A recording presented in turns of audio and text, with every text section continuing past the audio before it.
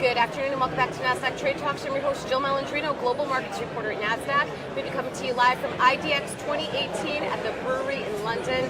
Joining me for this segment is Laurent. He is the CEO XPD provider, talking about trading cryptocurrency, being the first to list a Bitcoin certificate. So Laurent, thanks for joining us. Thank you in for having me. 2015, XPD provider, you listed what was the world's first Bitcoin certificate on Nasdaq Stockholm.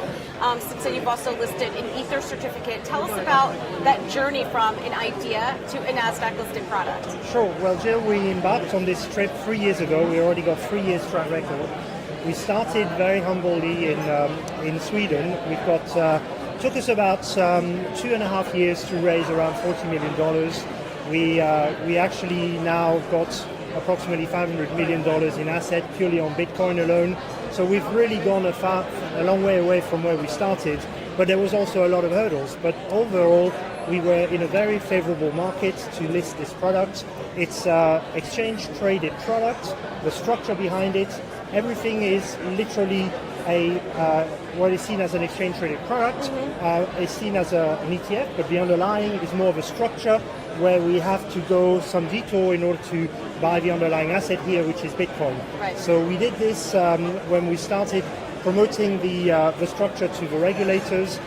We listed 3 years with a new structure. It was quite a difficult market at the time. Bitcoin was not seen as your underlying asset. It's a very young asset class today. Still, people are not quite sure how they invest.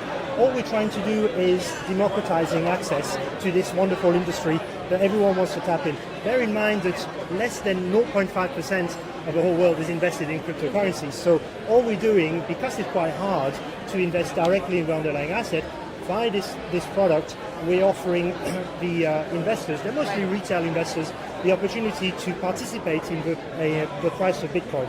We're 3 years on, we're now part of a big group called CoinShares. We're literally promoting the institutionalization of this industry. We're promoting investment vehicle. In October, we launched Ether, the second biggest cryptocurrencies that exist. And we're very proud now. We've got another $200-300 million in assets. So we're really getting some traction now. The market is seeing this industry as growing. It's not going to stop. We're literally there to try and expand the range of product. We'd like to issue more products if we can. We're in a favorable market with Sweden, with favorable environment, with Nasdaq and the regulators. So this is really getting us started. So how do you handle the fact that the Ether market, the Bitcoin market, is relatively immature relative to other major financial asset classes? Are there any concerns or challenges around that? There's lots of concerns. A lot of people are still very wary of this market. People usually shy away. Institutional clients today are still very concerned. There's a lot of compliance issue.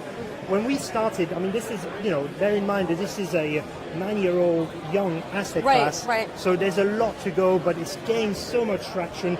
We've moved literally from an educational standpoint to now a more institutional standpoint. People want to invest. They need to do their homework. Then we know this. However, we're delivering a product that people can actually use via their broker and trade throughout the day, because it's an exchange-traded product, throughout the day, via their broker, hassle-free, and leave in their portfolio. This is a great opportunity to get into this asset class. So it's clear that you think cryptocurrency, digital assets are here for the future, that's for sure. Do you have any other plans within the company to drive that? So as the issue of this space, my aim is obviously to promote more products. There's around 1,600 cryptocurrencies today, probably a handful definitely worth having a look at. There's a lot of hype in this market. You might have heard of ICOs. We're focusing really on cryptocurrencies. I'd like to see the expansion of new crypto assets that we're hearing. So the likes of Litecoin, there's Bitcoin Cash, Ripple is definitely being embraced by the investment community.